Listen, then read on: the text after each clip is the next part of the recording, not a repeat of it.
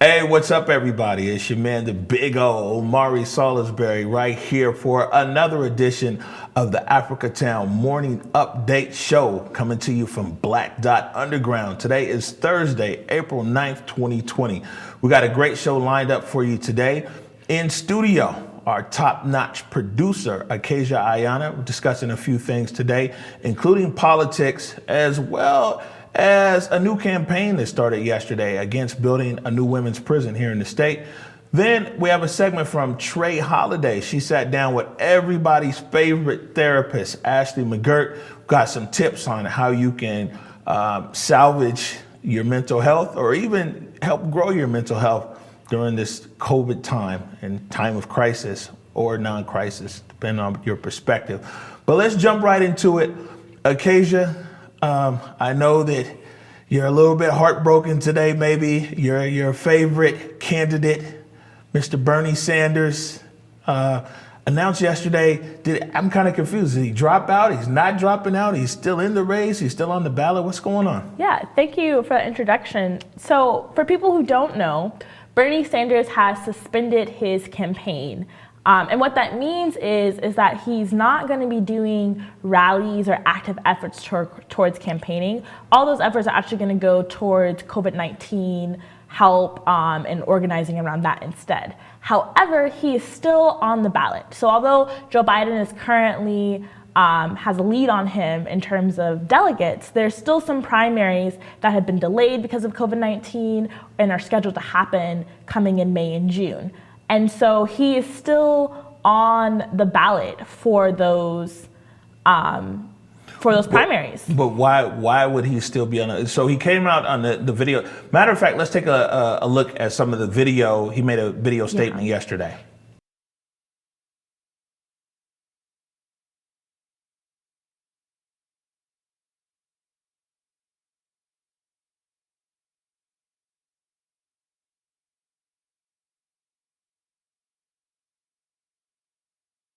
So here, maybe I'm a layman, but it sounds like he's getting out of the race. But then, like I said, he's still on the ballot. Is he like trying to hold some kind of leverage against Joe Biden? I mean, like, what's going on? Because it seems like if you got like Buttigieg got out the race. You see what I'm saying? He's like, I'm out. Warren is out. It's like Bernie is out, but kind of, sort of. Yeah. So, I mean, the goal in staying on the ballot and getting as many delegates as possible to vote for Bernie Sanders is that when the Democratic convention happens, he wants to have as much support towards his issues because that can influence the Democratic Party. So for folks who don't know, a lot of Bernie Sanders, a lot of his campaign points, 5 years ago, they would have been considered extremely radical, but we're now seeing a lot of those values shift into the mainstream. And his goal in trying to get as many delegates as possible is to continue to impact the Democratic Party to include some of his really big campaigning points into, their nominee. So basically, he's getting out of the race and staying on the ballot so he can leverage or influence the platform at the convention. Are you sure this isn't a backdoor route? I know Mr. Super Producer Jordan had a theory that it's a backdoor route, that he's going to stay, in the convention and he might still get more actual delegates and become the candidate. I mean, it's not likely, but it is a possibility. He could still get a lot of the delegates and he can, he could win. He could be the nominee. It's not the likely option at this point in time. I know that you're a Bernie fan, and you got a big smile on your face, like, oh man, he could win. He could, I mean, I think, just to take a moment, I think a lot of times when people are thinking about some of Bernie Sanders' really big talking points, they don't necessarily relate them to like, how does it impact me? And especially during this COVID-19 crisis, I think that a lot of the things that Bernie Sanders has been advocating for directly impacts Black people. So a huge thing on his campaign is about the environmental crisis. It's about moving away from fossil fuels. It's about moving towards greener energy and a greener lifestyle. And I know, abstractly that sounds like a really big idea, but even within the COVID-19 crisis, we're seeing that places that don't have clean water, places that don't have clean air, like we see in the Bronx, New York, they have some of the worst air pollution in the country. And that also means that they have some of the highest cases of asthma. So let me just stop you right there. Do you think that part of Bernie's failure to connect with older and middle-aged black people might have been that disconnect right there? Because he's like, we need a great environment and we need this and that. And people are like, yeah, whatever. But now COVID is showing a direct effect, especially now when we talk about the disproportionality that we've been discussing as far as how COVID is affecting black people. Yeah. Do you think that previously to this point, people maybe didn't make that connection between the environmental state that they're living in and Bernie Sanders' platform?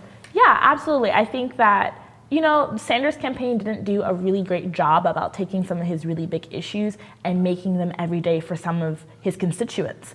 On average, when we're just talking about, the Bronx has bad air pollution, or Flint doesn't have clean water, or a lot of the different environmental issues that impact black communities across the country, they seem like singular things. But right now we're seeing those environmental issues have led to conditions that people have, such as asthma, lead poisoning, heart disease, diabetes, food deserts, all these different compiling issues that are all tied to your environment are now making those same black communities more vulnerable to COVID. Right. So something interesting that happened as well is that Governor Inslee, and, I give him a pass on a lot of stuff because his pops won a state championship. His dad was a coach at Garfield High School in the 50s, and he won a state championship. Although Governor Inslee went to Ingram, who knows where that school is, but his dad won a championship at Garfield. So I try to give him a pass. But the thing is without this COVID crisis, or whatever you want to call it, no one would have realized Governor Inslee's leadership ability. Because on a national stage, like, he's being recognized everywhere. Like, wow, this is a good leader. Look how decisive he is. Look how proactive he is. Look what a great communicator is. And of course, the ship has sailed because, when he was running for president, he couldn't get any traction because of the way that the communication strategy is about even running for president. And so some of these guys, it's trial by fire. And so now Inslee, although he can't run for president, people are like, wow, this guy might be a pretty good leader. Yeah, I think that there's definitely a shift in attitude. Mm-hmm. I think governors across the country are being evaluated, they're being scrutinized. Everyone's looking very closely at what different governors' choices are. But I also want to say that I think Governor Inslee, in comparison to a lot of other governors across the country, has been able to come into a position where, here in Washington, we have AppleCare, right? We have a $15 minimum wage. We have a lot of things in place in our, state and city, even in the city of Seattle, that helps create a cushion for when crises like this happens, which is why I think Seattle is in a different situation than New York is. Yeah, definitely. We've talked about this on several shows now, that Seattle, at least right now, and people across the state of Washington are in a very different kind of situation than other people in across the country. Here when the first came, it was low anxiety. People already knew, okay, well, I'm not going to get evicted. I'm able to do this or do that or whatever. Where a lot of people, man, it came down to first, it was like they needed to pay their rent or get gone. People are organizing, in other places where eviction moratorium hasn't been put in place. People are just flat out refusing to pay rent. They're organizing rent strikes and things like that. And even here we have our city council actively organizing and trying to appeal to Governor Inslee and to Congress to not just have rent, eviction moratorium, but to have rent moratorium, to put a whole pause and suspension on rent and mortgages. And so, the situation here in Washington is very different, I think, than a lot of other places in the country, such as Detroit and Louisiana, who we're now seeing are going to probably be the next big hot spots for the COVID-19 crisis. Man, definitely. I think we'll probably dive back into that. Now, something else that occurred yesterday is there's a new campaign that launched here in Washington State. It's called No New Women's Jail, or No New Women's Prison. I want to get it right because I don't want these people mad at me. But basically, it's a new campaign that launched across social media, kind of wanting to encourage Governor Inslee to halt construction on a new women's prison that's planned in Thurston County. It's supposed to house, I think, 700 female prisoners.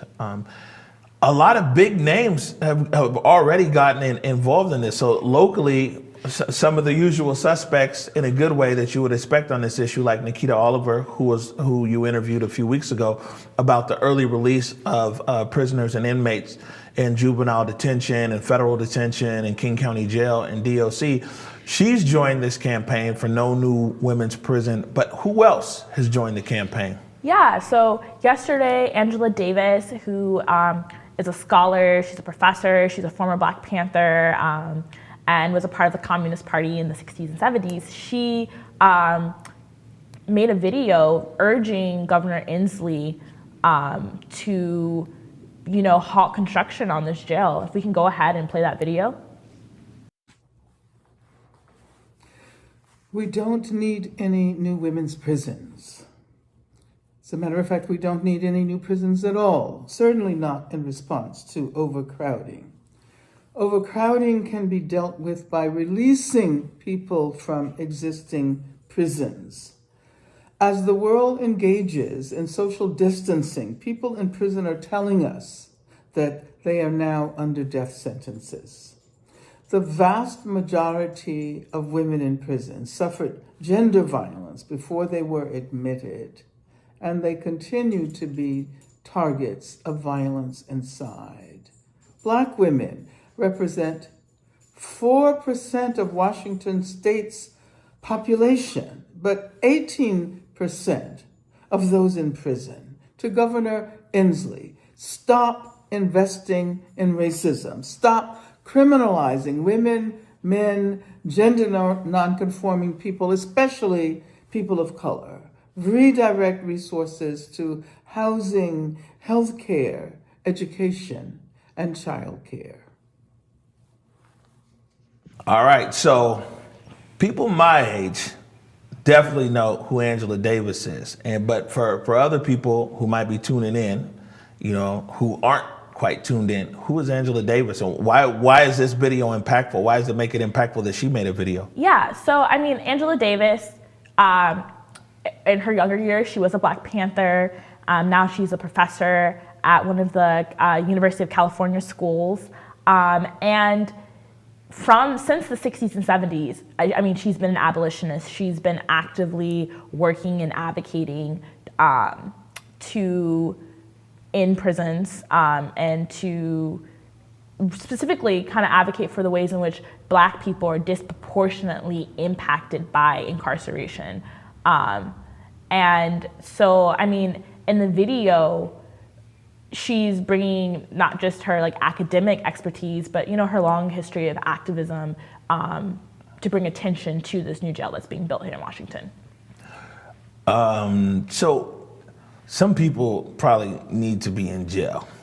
That's just my opinion. Man, there's an element, there is a percentage in our society that probably shouldn't be walking around because of the crimes that they've committed.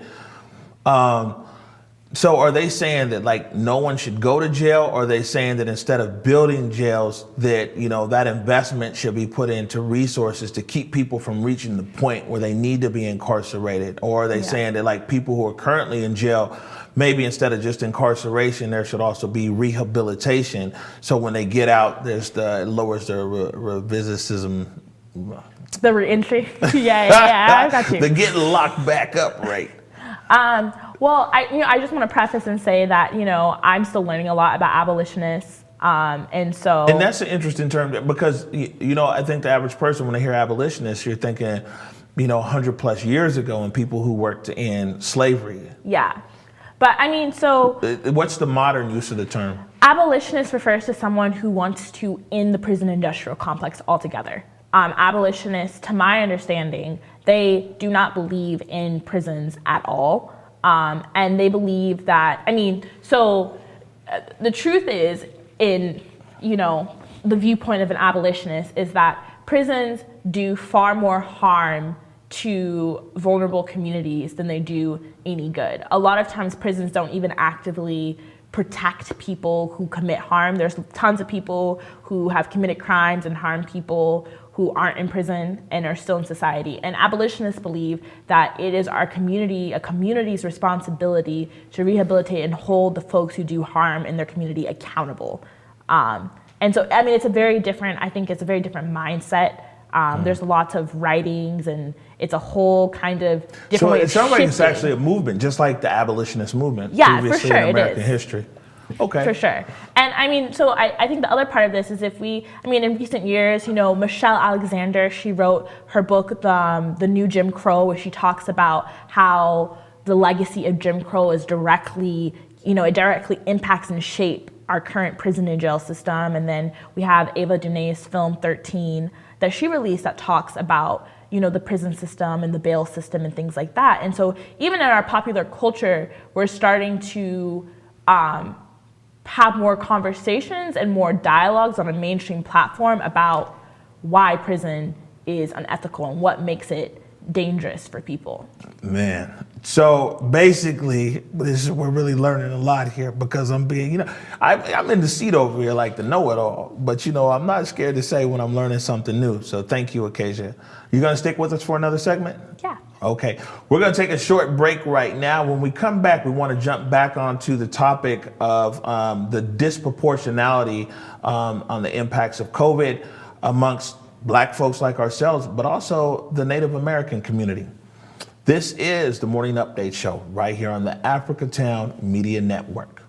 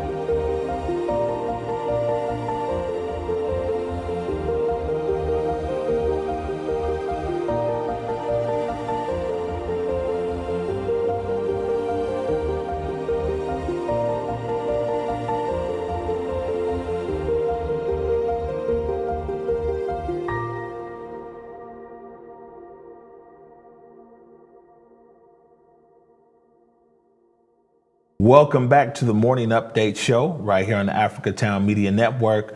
I'm your host, Omari Salisbury, joined in studio today by our producer extraordinaire, Acacia Iyana.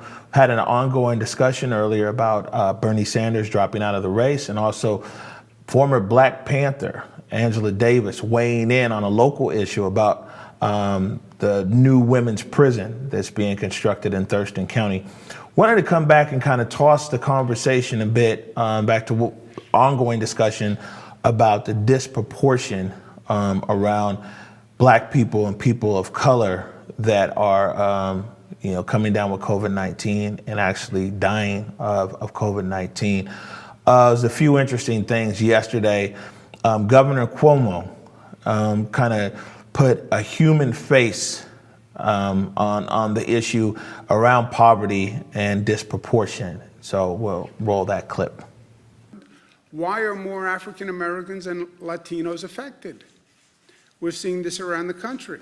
Now, the numbers in New York are not as bad as the disparities we see in other places across the country, but there still are apparently disparities. Why? Well, comorbidity, I understand that, but I think there's something more to it. You know, it always seems that the poorest people pay the highest price. Why is that? Why is that? Whatever the situation is, natural disaster, Hurricane Katrina, the people standing on those rooftops were not rich white people. Why? Why is it that the poorest people always pay the highest price? But let's figure it out. Let's do the work. Let's do the research. Let's learn from this moment, and let's learn these lessons, and let's do it now. So as you can see, Governor Cuomo, like a lot of people, are putting this issue front and center.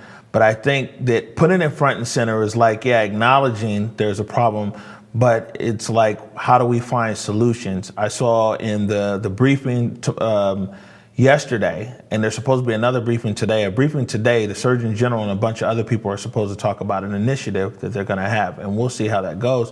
But the light is being, it's being spotlighted, but is there a difference now between just the spotlighting and the solution? Yeah, I think that, so part of the issue of when something becomes hyper-visible, it's a term we use in sociology, is hyper-visibility, is that we then think that we've solved the issue because we're talking about it, but we don't actually ever get to the solving of the issue.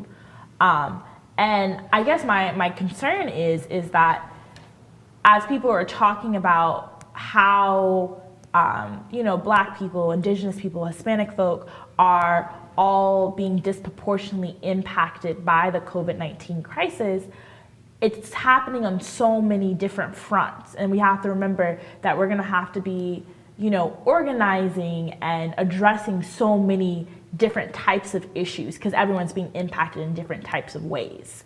And so, a really great example of that is like, for a lot of folks who are undocumented, they don't have access to insurance, or they don't have access to a lot of things that citizens have. So that type of organizing that needs to happen is going to look different than what might need to happen for Black folks who maybe don't have access to clean water right now and very impacted in that way. Right, and when you talk about issues of access and healthcare and disproportionality, there's a report we came across yesterday. We talked about the Navajo Nation. And the Navajo Nation, I mean, it's almost like when you list their health concerns, it almost matches up directly to Black people. Actually, let's look at a bit of this report from EWTN.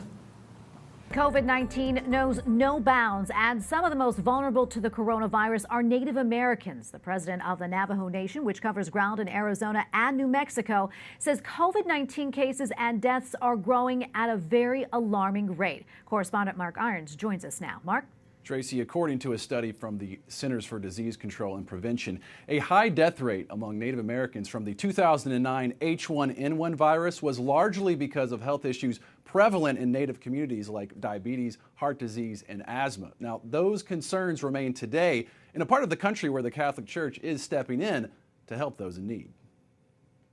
The CDC says Native Americans experience many health issues more frequently and more severely when compared with other Americans, making them susceptible to complications from the coronavirus. And according to the Black and Indian Mission Office, the quality and access to health care on reservations is poor, and more than 30% of Native Americans do not have health insurance. If we look at the health disparities that they're listing out and some of the issues that Indigenous folks are having amongst this COVID-19 crisis and in relation to the H1N1 crisis, you can see it's the same structural issues, not having access to healthcare, having different pre-existing conditions because of the environments that folks are in, or because of, lack of access to certain types of foods. We can see the history of institutional racism and, the active colonial attempts to harm indigenous people are having the exact same latent impacts on folks' health that slavery and Jim Crow and racism has had on Black people here. And we're seeing a lot of these, parallels just really being heightened and illuminated because of the COVID-19 crisis. Right. Acacia, want to thank you. You know what I'm saying? I know you're very busy, always researching stuff for us. The job of a producer/researcher never ends here at the Africatown Media Network. So I want to thank you for stopping by today. And man, hopefully we'll catch up with you again, maybe tomorrow or next week. You'll have something for us, huh? Yeah, thank y'all for having me. All right, we're going to take a short break right now. When we come back, we have Trae Holiday sitting down with everybody's favorite therapist, Ashley McGirt. You're watching the Africatown Media Network.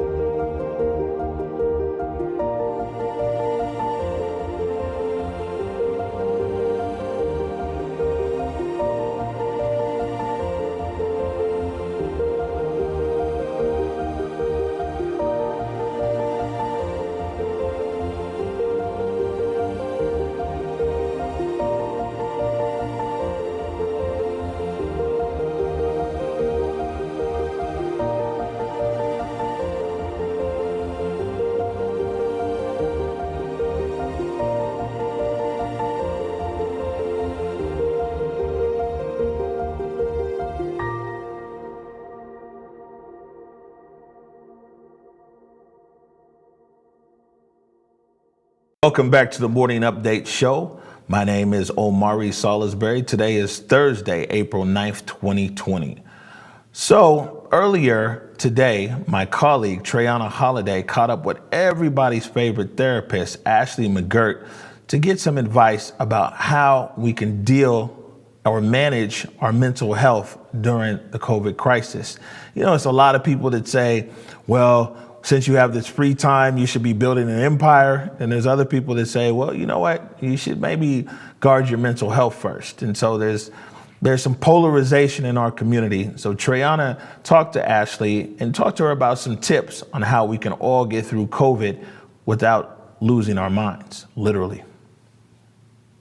Hi, everybody. Thank you so much for joining us on the Update Show. I'm your girl, Trae Holiday. I'm really excited, actually, to bring this segment to you guys because we have a mental health expert on our scene. I'm really excited because I've been able to speak to Ashley many times and get an understanding of her real sense for community. So, Ashley McGirt, thank you so much again for joining us. Thanks for having me. I'm excited to be here. Absolutely. Last time was all about the podcast. You see, we've upgraded ourselves a little bit. I love it. Just a little bit. Well, we wanted to check in with you as a mental health therapist, we know that, you are seeing coronavirus kind of grow maybe in a different way, obviously the same ways we are, but also your expertise and your background helps you see it in different ways. So I want the audience to know a little bit about your background, and then let's get into what you're seeing and witnessing with COVID. Tell the folks what you do and what you're normally doing outside of COVID. So I wear a lot of different hats as a licensed mental health therapist. My main hat is being a hospice therapist, which I do hospice therapy full time. And then I have a part-time private practice where I provide individualized and group therapy focusing on trauma, anxiety, and depression. I'm also a speaker, an author, and so many other things. But for the premise, that's what I'm doing.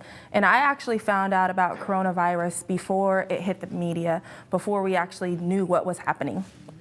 And one of my patients, they actually were diagnosed with the coronavirus. And so because they were on my caseload, I was placed on a medical furlough. Oh my gosh. And I didn't even really think much about it. They just said, we don't want you to come in. You don't have to see any patients, even though I hadn't actually came in contact with this patient.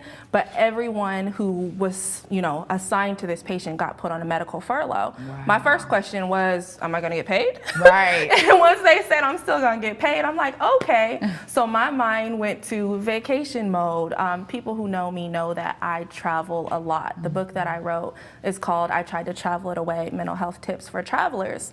And so that put my mindset in break, vacation. I had no idea what type of break this actually meant, full on. So I started booking flights, bought a flight to Hawaii, and then literally 3 days later, it hit the media, and they're like, okay, everybody's got a quarantine. We're not going to be able to book the flights. The flight that I had booked to Hawaii ended up being canceled. My patients who were on hospice were not able to actually see their family members. Because you do elder care too, right? Okay. Well, when we think hospice, we think elder care, but unfortunately for people of color, my Black caseload is actually, they're not elders. I just had a 23-year-old on my hospice caseload who passed away yesterday. Wow. So I'm seeing younger and younger. Like I have a ton of 30-year-olds in my caseload, 40, 50. I did a TED Talk about this called Dying While Black and how people of color are disproportionately impacted by chronic stress-related illnesses. Yeah. And we're seeing this on a global scale as we talk about COVID-19 because they're looking at who is most impacted by COVID-19. And we're saying that it's people of color. Yeah. We're looking at Chicago, Detroit, all of these places, and that's because Black people, unfortunately, are the most vulnerable. Right. I mean, when they came out with the statistics in Louisiana, I was just like, whoa, that's high number, 70%, of those cases. Again, I think that it's in areas where you see large concentrations of Black folks. Yeah. You know what I mean? Which, those numbers may not be represented in the Pacific Northwest and what we're used to up here, but you're absolutely right. And so in your practice, because you just said something that's alarming, help us understand how are younger and younger people of color in particular going into hospice care? Like, what are the main things that you're seeing there? Well, I personally attribute it to racism because of the stress that we're all enduring as people of color.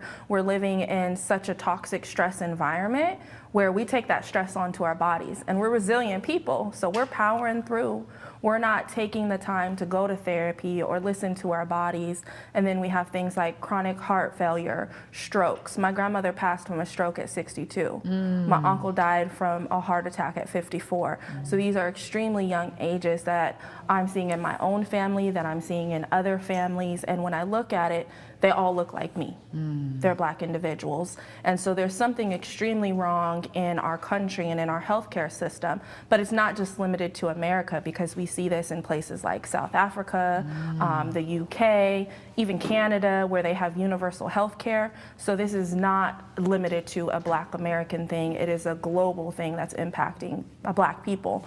And so again, just, being resilient, not slowing down, being mistreated in the healthcare system. So I work in an oppressive system day in and day out, where another reason why young people are being put on hospice is because they have Medicaid, they're poor, and the way that it's presented is, let me ask you, would you like to be comfortable? Yes. Most people want to be comfortable, and Yes. you're a healthy person sitting in front of me. So just imagine, even if you're a sick person and I ask you, would you like to be comfortable? Like, what are your goals? Is it to be comfortable?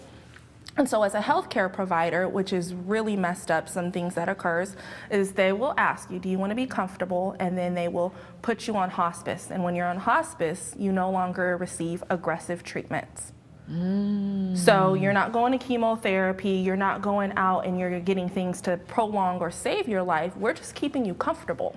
And most not most, so I take that back, not most, but a lot of healthcare providers will just present it that way because you have Medicaid and we're not going to spend thousands of dollars to treat you on these aggressive treatments when we know we're not going to get a high reimbursement rate. So why would I try to save your life when I could just put you on hospice and help you end your life comfortably? Oh my word. And so my that God. is why we are seeing large numbers of Black people on hospice at a young age, because you're a Black person in front of me. You just told me you want to be comfortable. Yeah, that's right. Because who says they don't want to be comfortable? Like, I mean, Yeah. the question inherently evokes a yes response. Yes. Yeah, because, especially if you're dealing with any health concerns that are already making your life uncomfortable. Yeah. I mean, so thank you for explaining that. So really there's disparity in the way the systems are built. And we know this and we've seen this. It's been coming out, year after year. And this isn't all hospice. There's a whole movement that really talks about hospice is all about killing individuals and that this is what we do. I wouldn't work for an organization like that, but I do see how before people get placed on hospice, these are the conversations that are happening. So my role then is to ask them, what are their real goals? And once I find out that their goal is maybe aggressive treatments or to prolong their life, I have a conversation with my medical doctor and ask him and say things like, okay, their goals aren't aligned with hospice. Of course they want to be comfortable, but they actually want to go out and do these treatments that they weren't aware that they couldn't do this when they were on hospice. They want to do physical therapy. They want to get stronger. They want to be with their families. They don't want to just be home relaxing until the end. Right. And I think it's important too. We had Natasha Battles here, and she's a doula, and she was talking specifically about the advocacy piece, which I feel that is something embedded in your work. Do you see that a lot in your environment where hospice care workers like yourself, where you're coming in and you're advocating for these people? Do you see that a lot in your field? Yeah, and especially as my role being a licensed clinical social worker, I wear an advocacy hat, and that was awesome that you had a doula. We actually have death doulas who sort of do the same thing that a birth doula would do, but for someone who's actually dying. Wow. I mean, sometimes you don't understand the level of care that's put until you're in that situation. That's what I was telling her. Even sometimes you don't think about what you need until you literally need it. So it's beautiful that that's the case. Now, let's move into, the way things are shifting right now. Everybody, all of the adjustments is so unprecedented for all of us. What has it been looking like in terms of, I know you said you were, on quarantine, so maybe for a couple of weeks, you got to do your chill thing and your vacation thing. So what do you feel like? I know you're getting back into it now. And as an expert, what are you seeing? What kind of trends are you seeing during the COVID-19 virus? Yeah. Well, it's been an interesting trend. So in my hospice hat, I've always seen grief. I see anticipatory grief, where individuals are preparing themselves to actually grieve for their family that they're losing. And in my private practice, what I've been seeing and hearing is grief. And even when I ask my friends or just random people, like, how are you doing? I'm hearing and seeing grief. We are collectively grieving, and it's something that we're all going to experience. And when we think about grief, there's essentially, it's the death of something. So it's the death of a relationship, the death of a job, if you lost your job or you quit your job or you moved. It's something that's dying, and we're collectively witnessing the normal that we had dying. So I don't know if it's going to be us, where we're the people who are going to say, hey, remember when we used to shake hands? Hey, remember back in the day when we used to give each other a hug? Right. Like, is that something that we're going to see die off? What are we witnessing? We don't really know, because it's such an anxious and unprecedented time that we're living in. But I am seeing and hearing grief overall. Like, I'm not seeing people jumping up for joy right now. I'm Right. seeing a lot of sadness. I'm also seeing a lot of stillness and just presence. So I am seeing like families coming back together, having dinner together. Yeah. I'm seeing so many of my clients who have said, hey, I've actually been able to make 3 meals a day now. We have breakfast, lunch, and dinner together as a family. That never happened. I was packing lunch for my husband, and we would maybe see each other for dinner. Like, Right. these are the conversations that I'm hearing and seeing. So there's some positivity in it, and there's some love and joy in it.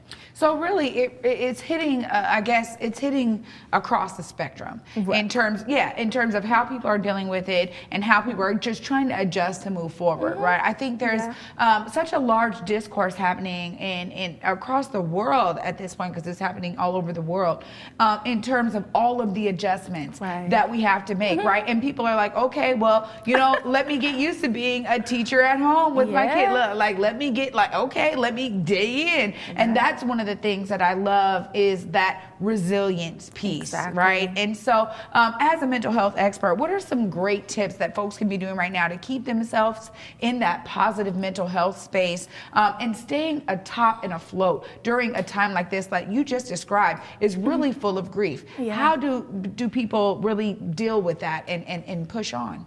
Well, there's different stages of grief that we're all going to experience. We may not experience all of them, but we may come to it, whether it's like anger, shock, denial, acceptance, all of these different things. So I just encourage everyone to, one, remember to breathe, stay calm, and do the thing that brings you joy.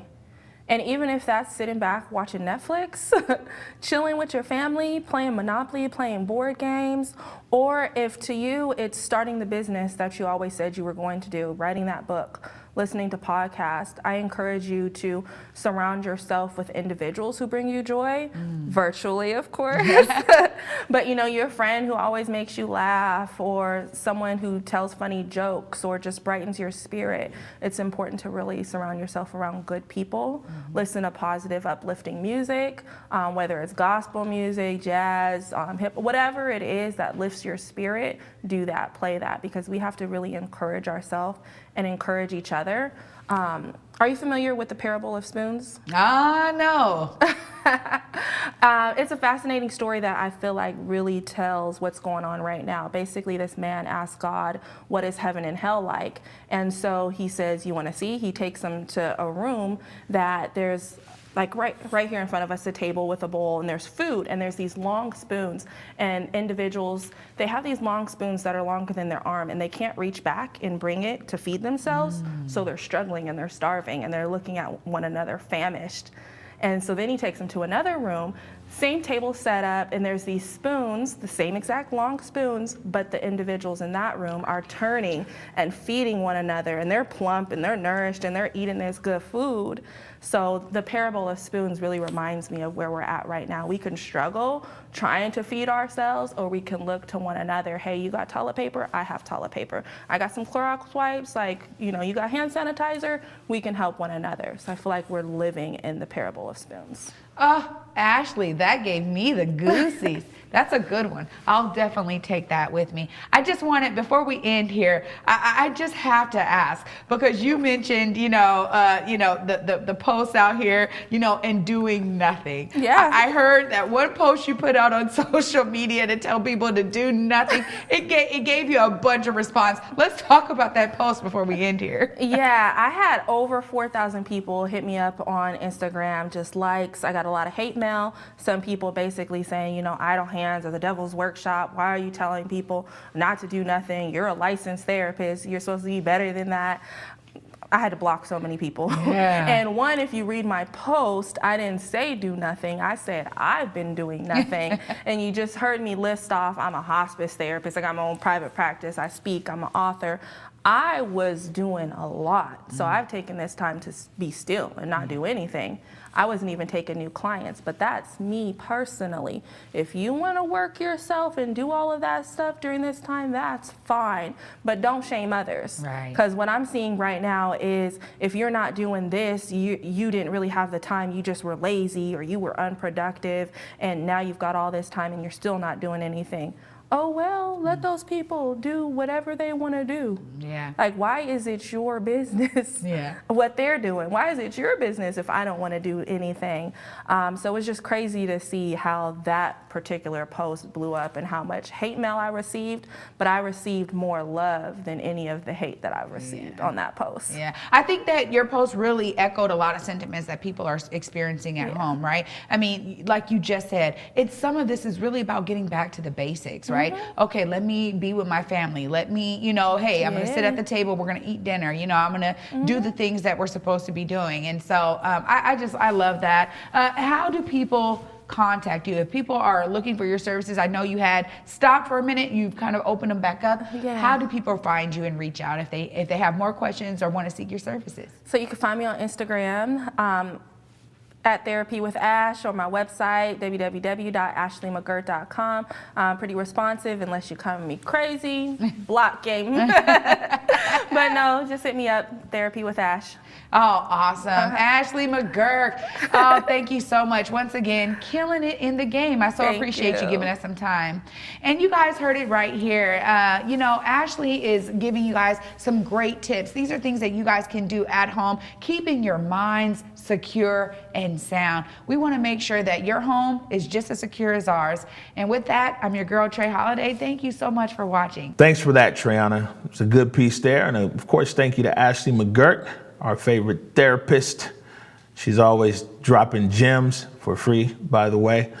We're going to get out of here for today. I want to thank everybody for tuning in, not only here in the Seattle area, but we're getting viewers all over America and all over the world. So we appreciate your support. Make sure and tell a friend about us. Make sure and share this stream and catch us here again tomorrow morning on the Morning Update Show right here on the Africatown Media Network.